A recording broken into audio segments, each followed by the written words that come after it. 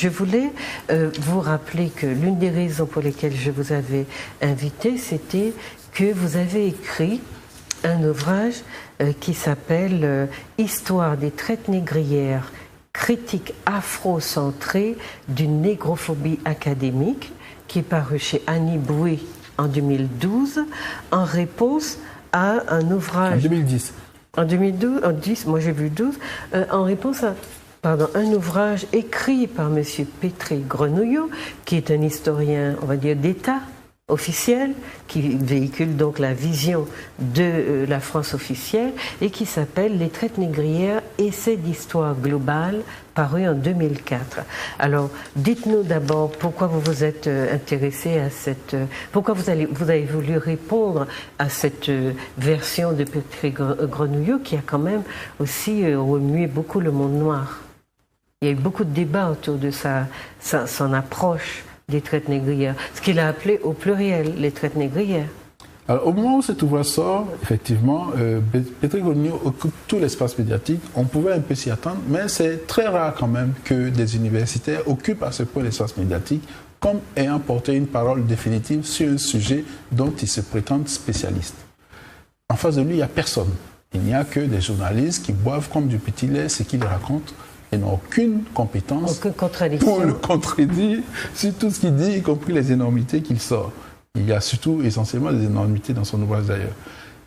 Et en 2005, donc 2004, il est primé assez rapidement par le Sénat. Il est vraiment le spécialiste que la Terre n'a jamais pondu sur l'histoire de l'Afrique. Avec pour enjeu la question des réparations. Avec pour enjeu de contrer les mouvements réparationnistes qui, en France, reprennent du poil de la bête depuis la loi Taubira, donc quelques années plus tôt. Donc, l'ouvrage de Pétré Grenouillot apparaît comme une commande pour taire les revendications réparationnistes. Oui. Et face à cet ouvrage, les premières réactions des militants ont été judiciaires. J'ai déploré qu'il ait manqué, qu'il n'y eut pas de réaction, on va dire, historiographique. C'est-à-dire quelqu'un qui prenne la peine de lire le livre et d'argumenter de manière circonstanciée sur chacun des chapitres de cet ouvrage. C'est donc ce que j'ai tenté de faire, puisque ça faisait quand même quelques bonnes années que j'étudiais l'histoire de l'Afrique, et je pense en savoir un peu, au moins autant, certainement plus que lui. Et donc, j'ai essayé de montrer en quoi cet ouvrage qui a été porté au nu, et plutôt a été promu, il est devenu un directeur de centre quelque part au CNRS. Ça lui a boosté sa carrière très bien. Absolument, mais quand ils sont dans ces démarches, ils sont dans des démarches de promotion, bien sûr. Et donc, par cet ouvrage, je voulais montrer en quoi ce qu'il a raconté ne tenait pas du tout la route sur chacun des chapitres, en apportant des contre-arguments à chacun des arguments ou de ce qu'il tenait pour argument. Et alors, sur la traite, il dit, quelle est la teneur de son propos? De toute façon, il n'a pas la prétention de renouveler le discours occidental, académique occidental sur le sujet. Il dit simplement que ce discours clôt tout ce qu'il est définitif. Il clôt tout ce qu'il est possible de dire sur les statistiques, c'est-à-dire sur le nombre d'Africains déportés. Il clôt la question. Sur l'impact. Et il s'arrête à quel chiffre? 10 696 000. Ah oui, c'est pas 700 000, c'est 10 millions, ou bien 11 millions, je crois, 696 000. Oui, on dit 12 millions en gros, c'est ça. Ce sont les chiffres officiels, voilà. Et ces chiffres sont en contradiction avec ce que lui-même a publié dans ses ouvrages précédents, qui précédaient de 4 ou 5 ans, celui-ci, d'une part. Et d'autre part, ces chiffres sont une hypothèse parmi une vingtaine d'autres que j'ai rappelées et qui n'ont aucune autorité sur les autres. Pour une raison fondamentale, c'est que la plupart de ceux qui ont publié ces chiffres n'ont aucune compétence en démographie historique de l'Afrique.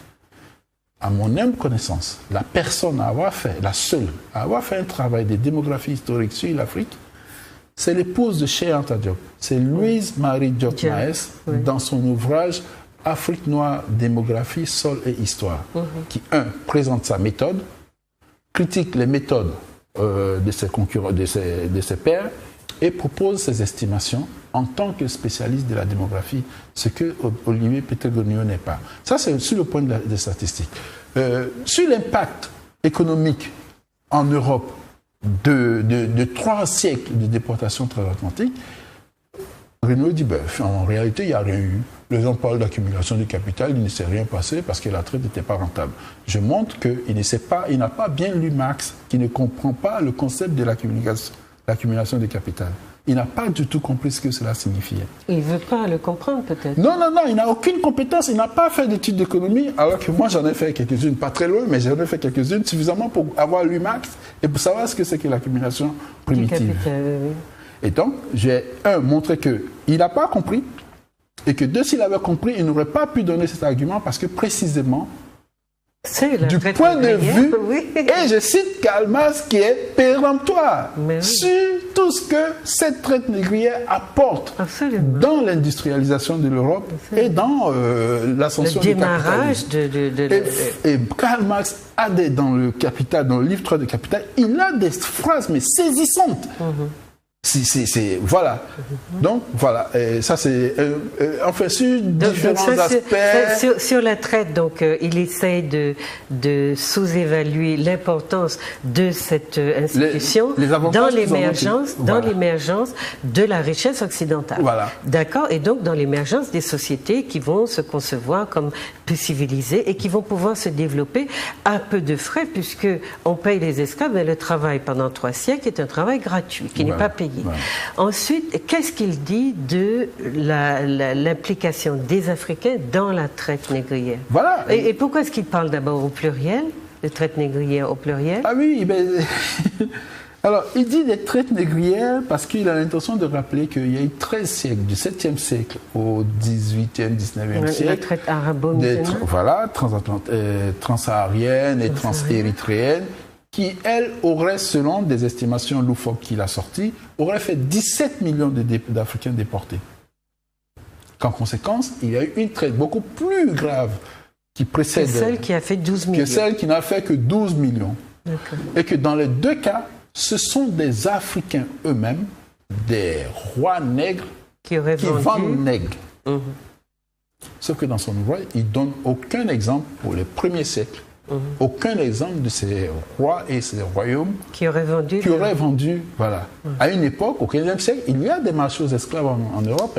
Il y en a à Verdun, à Venise, quasiment tous les pays, toutes les grandes villes, les métropoles méditerranéennes d'Europe sont des marchés aux esclaves.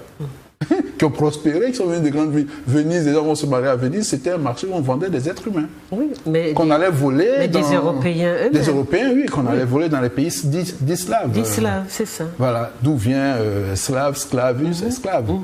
Donc, eux, ils avaient des marchés à cette époque.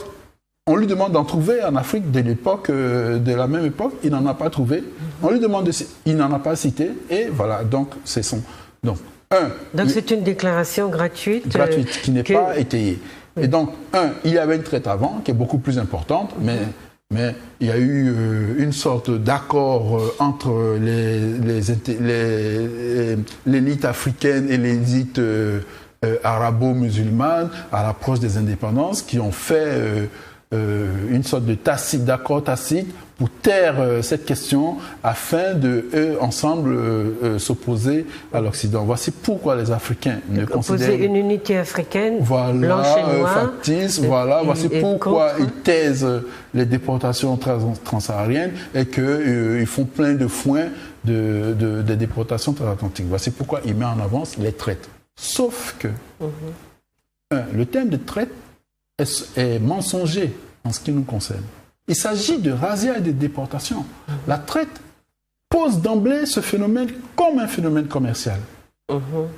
C'est pas de ça qu'il s'agit. Si c'est un crime, ce n'est pas un commerce. Donc déjà, ce thème de traite, il entraîne dans une perspective qui est mercantiliste, exclusivement mercantiliste, et qui n'intéresse que le négrier qui vient faire du business sur le dos des nègres qu'il veut raser. Mais du point de vue de l'Africain qui est rasé, du point de vue du Kunta Kinte, ce n'est pas une traite. C'est une violence initiale. Il est arraché à soi-même, aux siens, et déporté. Donc, ce qui est essentiel dans cet événement, c'est très précisément cette violence initiale. Ce n'est pas le commerce qui en découle après. Donc une violence que le terme utilisé efface du purement fait et simplement.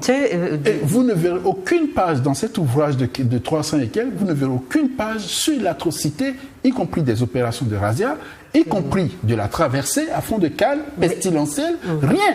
Mais on rien trouve, de ce qui est atroce dans, on trouve ça cet événement. Heureusement qu'on a des détails par les chroniqueurs et parfois même par les négriers eux-mêmes. Voilà. Alors donc, on distingue cette traite arabo-musulmane de cette partie de razzia, etc., qui a concerné l'Afrique subsaharienne, ce qu'on appelle l'Afrique noire. Donc, le terme de traite qu'il utilise au pluriel est une stratégie, est une démagogie. D'accord ? Maintenant, sur la question au niveau des effectifs, comment vous avez évalué le nombre d'Africains déportés ? Alors, je m'en suis remis à la source que je viens de citer, c'est-à-dire Louise Marie Diop Maes, qui a fait un travail là-dessus. Oui. Elle a d'abord fait un dénombrement des populations africaines à l'arrivée des Blancs. Comment elle fait ce dénombrement? Sa méthode, moi qui ne suis pas spécialiste, m'a convaincu en tout cas. Les gens décrivent les lieux, les agglomérations africaines qu'ils rencontrent. Les chroniqueurs arabes décrivent les villes qu'ils ont, les villes ou bien les villages, enfin les agglomérations, les cités africaines qu'ils rencontrent. Il y en a qui citent le nombre de villages, le nombre de mosquées, qui citent le nombre de feux. Comme Ibn Battuta. Ibn Battuta, oui, évidemment. Donc, il y a beaucoup de chiffres, de statistiques dans son livre. Voilà. Et même comme Olfert Dapper, plus tard au XVIIe siècle. Donc, à partir de ces, on va dire, de ces photographies instantanées de la démographie urbaine, Madame Diop, à part des méthodes statistiques, fait une estimation. Et ensuite, au 19e siècle finissant, il y a aussi les explorateurs qui décrivent l'Afrique. Sauf que là où, 4 siècles plus tôt, on trouvait une grande ville de 100 000 habitants, Tombouctou, Gao, Djenné, etc., on ne trouve plus, 4 siècles plus tôt, qu'un petit village d'à peine 1000 habitants. Et donc, ce sont ces comparaisons entre ces différentes époques qui lui permettent de dire que la population africaine était entre 600 et 800 millions d'habitants au moment où les Européens agressent l'Afrique, au début du XVe siècle. Et à la fin, c'est-à-dire lors de la déclaration des abolitions, etc., la dernière étant celle du Brésil en 1888, on compte environ 200 millions d'habitants sur le continent. C'est ça. Le seul événement qui puisse expliquer cette décroissance absolue de la population, ce seul événement, ce sont les déportations. Absolument. Ça n'a rien à voir avec 11 millions de déportés. C'est ça. Voilà. Parce que le 11 millions de déportés, c'est un chiffre qui ne peut tromper que ceux qui se sont intéressés à la question. Pour déporter un Africain, il faut massacrer ceux qui résistent. Parce que dans les razzias, s'il n'y a pas, comme je le prétends, s'il n'y a pas de grands marchés aux esclaves en Afrique où les gens viennent acheter du bétail humain, il faut bien qu'on les razzie. Or, les razzias, ce sont des guerres. On brûle, on incendie des agglomérations, des plantations, etc. On a des chroniques qui en parlent. Mais autrement dit, non, on sait, ça veut dire qu'il y aurait une diminution de 600 millions de la population. Si elle est entre 600 et 800, maximum de 600 millions de gens. L'impact démographique de cet événement est à compter en centaines de millions d'habitants. D'accord. Et non pas les 12 en dizaines de millions. Et non pas les. D'autant que par ailleurs, et je rapporte évidemment cette source dans l'ouvrage que vous avez cité, Eduardo Galeano, dans les veines ouvertes de l'Amérique dit que rien que pour le Brésil, à destination du Brésil, on dénombre 10 millions d'Africains déportés à destination du seul Brésil. Oui, j'ai un livre dont je me suis fait. Et quand on étudie, peut-être Grenier ces statistiques, les destinations, quand on prenait la Martinique par exemple, ils sous-estiment le nombre de personnes. Et ils avaient reconstitué l'Afrique au Brésil. Et c'est pour cela, parce que cela a fait peur aux Blancs portugais, qu'ils ont monté les Amérindiens contre les Noirs et ils leur ont livré une guerre d'extermination. Maintenant, pour parler de cette histoire-là, pour que les gens n'aient pas l'impression qu'on triche un peu, à quel moment on peut dire, s'il y en a eu, qu'il y a eu des marchés d'esclaves en Afrique noire? Alors, des marchés à proprement parler, je n'en connais pas. D'accord. En revanche, des États complices des déportations négrières, à partir de la fin du XVIIIe siècle, on en trouve. Le cas le plus souvent cité, c'est le Dahomey. Oui, le Dahomey. Le Bénin actuel. Oui, oui. Ce qu'on ne dit pas, c'est que c'est un métis. C'est un Africain déporté au Brésil qui fait des enfants là-bas, avec les maîtres, dont un des enfants revient sur le continent, c'est Chacha de Sousa. Revient sur le continent et devient l'un des plus gros trafiquants de nègres. Et qu'est-ce qu'il fait, ce Chacha, quand il revient sur le continent? Lorsqu'il entreprend, il développe son activité de négrier au Bénin, je cite donc le cas du Bénin.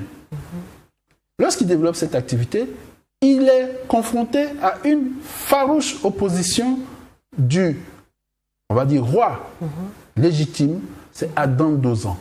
Que fait donc Chacha? Il élimine physiquement Adam Doza et aujourd'hui, dans la nomenclature des dynasties qui ont régné sur le Dahomey, cette personne est effacée. Il élimine et installe son complice au pouvoir en vue de faire prospérer son activité. Donc, Chacha, aujourd'hui, il ouvre la porte aux Occidentaux, aux Européens, sur ce marché que devient toute la côte ouest africaine. Voilà. Il y a donc des complicités qui naissent. Il n'y a pas que des métis qui sont partis et qui sont revenus pour faire ça. Non, je donne ce cas pour ce qui concerne le Bénin, puisque aujourd'hui... Comment ça commence aussi? Voilà, vous pouvez aller au Bénin, vous trouverez Chacha dans une statue équestre, il est sur un cheval, etc. C'est un héros national. C'est un héros national. Donc, ce que je voulais dire, c'est attirer l'attention sur les circonstances précises dans lesquelles, à partir de la fin du XVIIIe siècle, on trouve des royaumes complices de cet état de fait. C'est-à-dire au moment où la traite bat vraiment son plein, où la canne à sucre a besoin de son charbon, et où il faut effectivement, et quand on parlait des morts, etc., on sait les conditions atroces. Mais de toute façon, si vous voulez le savoir, chers téléspectateurs, il y a beaucoup d'ouvrages là-dessus, il y a des chroniques, il faut juste ouvrir les bons livres et puis vouloir connaître, plutôt que de véhiculer autant de préjugés. Alors l'histoire de nègre contre nègre que nous utilisons, enfin c'est une expression dont nous sommes friands à la Martinique, comment on peut demander aux gens d'arrêter de s'autodétruire de cette manière-là? Alors,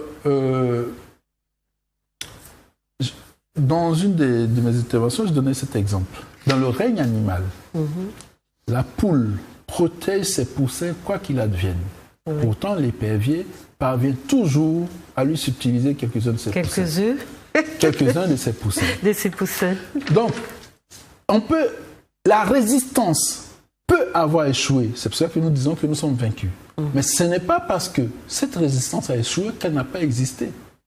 L'histoire de Nègre Van Nègre, elle fait fi de tous les mouvements de résistance qu'il y a eu pour empêcher que ce système s'installe. Elle fait fi de ce que ceux qui avaient intérêt à ce que ce système s'installe avaient tous les moyens militaires, économiques, juridiques, etc. pour l'imposer à l'Afrique. Mais il y a dans le film qui s'appelle Route de l'esclave, il y a des personnes interrogées. Je crois que c'est dans un pays... c'est au Burkina Faso, je ne sais plus lequel.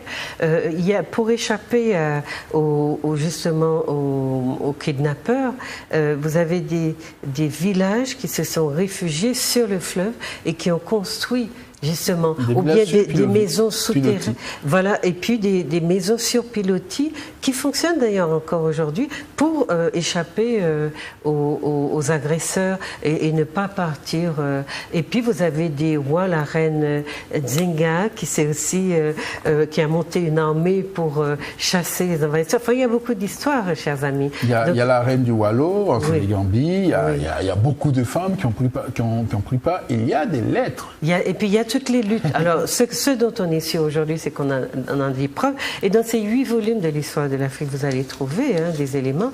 Dont on est sûr aujourd'hui, c'est que la résistance à la déportation des Africains, à leur kidnapping, a véritablement existé, a été organisée. Et n'oubliez pas qu'en armement, les agresseurs étaient dominants. Donc, parfois, ils ont été vaincus. Donc, voilà, leurs familles leur ont été enlevées. Mais ce n'est pas parce qu'ils ont voulu les vendre, c'est parce qu'ils ont été vaincus dans une guerre très inégale. Alors, je voudrais citer un petit cas.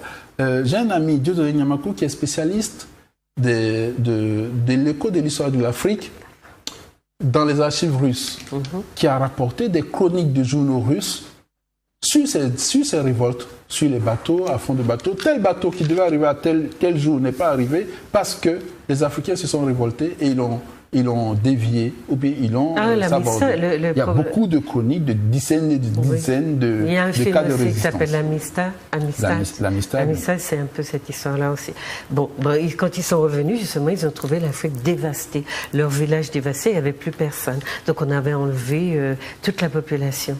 Alors, puisque je vois que le temps de nous séparer approche, je voulais vous demander, par rapport au fait que vous avez donc critiqué aussi Pétré Grenouillot, mais ça se situe aussi dans le cadre d'une réflexion sur ceux qui produisent de la littérature africaniste.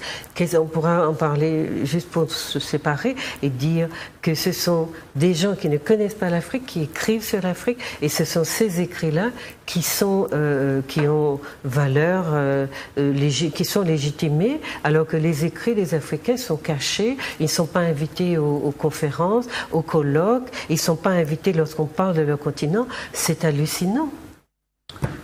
Oui. Alors, il y a une citation de Cheikh Diop, c'est que précisément pour avoir absolument raison du dominé, il faut prendre possession de son mental. Et l'africanisme joue ce rôle-là. C'est rendre les Africains étrangers à leur propre histoire, leur raconter une autre histoire. Et cet africanisme commence avec les premiers administrateurs coloniaux. Enfin, non, les premiers négriers qui font des chroniques négrières. Elle se poursuit avec les premiers administrateurs coloniaux qui font des rapports coloniaux. C'est un discours de la suprématie blanche sur les populations dominées. Sur les populations africaines. Dominées. Et qui n'a aucunement vocation à renseigner sur ces populations. Alors, vous dites, l'africanisme français consiste principalement au discours en langue française de spécialistes français, universitaires ou journalistes de l'Afrique sous domination politico-économique et militaire française. Autrement, un champ africaniste que vous distinguez du champ panafricaniste produit du discours sur l'Afrique et qui n'a rien à voir avec la vision que les Africains, qui connaissent leur continent, ont envie de présenter. De toute façon, les Africains ne sont pas allés écrire l'histoire des Occidentaux, ni des Français, ni des Anglais pour eux.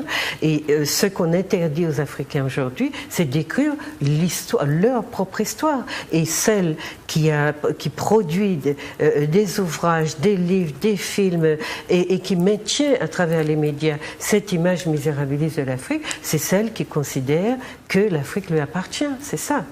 Et elle n'a pas à parler de la vérité de l'Afrique, elle a à parler de sa vision de l'Afrique pour y installer un monde complètement virtuel qui n'a rien à voir avec les locaux. C'est une hégémonie dans tous les domaines, y compris dans le discours de soi. Voilà, donc l'Afrique n'appartient pas encore aux Africains. Non, même pas intellectuellement. Voilà, même pas intellectuellement. Alors, chers amis, je vais vous laisser. J'avais envie de vous lire une petite phrase de Cheikh Anta Diop qui, pour conclure notre rencontre, c'est celle-ci. Je crois que le mal que l'occupant nous a fait, donc il parle des Africains, n'est pas encore guéri. Voilà le fond du problème. L'aliénation culturelle finit par être partie intégrante de notre substance, de notre âme, et quand on croit s'en être débarrassé, on ne l'a pas encore fait complètement. Souvent, le colonisé ressemble un peu, ou l'ex-colonisé lui-même, à cet esclave du 19e siècle qui, libéré, va jusqu'au pas de la porte et puis revient à la maison parce qu'il ne sait plus où aller. Il ne sait plus où aller.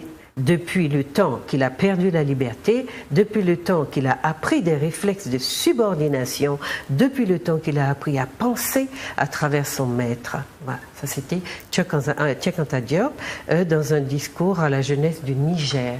Voilà, chers amis, j'espère qu'on n'a pas été trop lourd, pas trop grave, mais ce sont des problématiques. Et qui commence ma série d'émissions de cette année, mais je vous ai dit, j'ai profité du passage de M.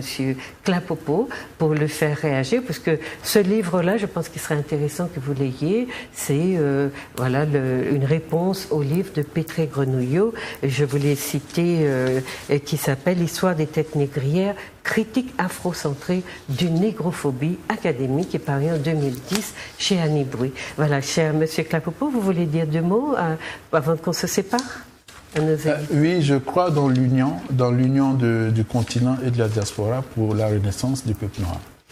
Alors voilà. Et invite tous les panafricanistes martiniquais à rejoindre cette préoccupation d'union. Tous les humains, enfin tous ceux qui sont épris de justice, comme actuellement il y a un mouvement pour la liberté et la justice, eh bien, il ne faut pas que nos choix soient si sélectifs et qu'il y en ait qui méritent effectivement que nous nous émouvions sur leur sort, et puis d'autres qui sont complètement laissés à l'abandon au prétexte que, voilà, n'ont pas trop de place dans ce monde. J'espère que nous allons avoir envie de nous donner un peu de valeur et que nous aurons envie de prendre notre place dans ce monde-ci. Voilà, je vous souhaite une très bonne soirée et puis vous dis à la prochaine.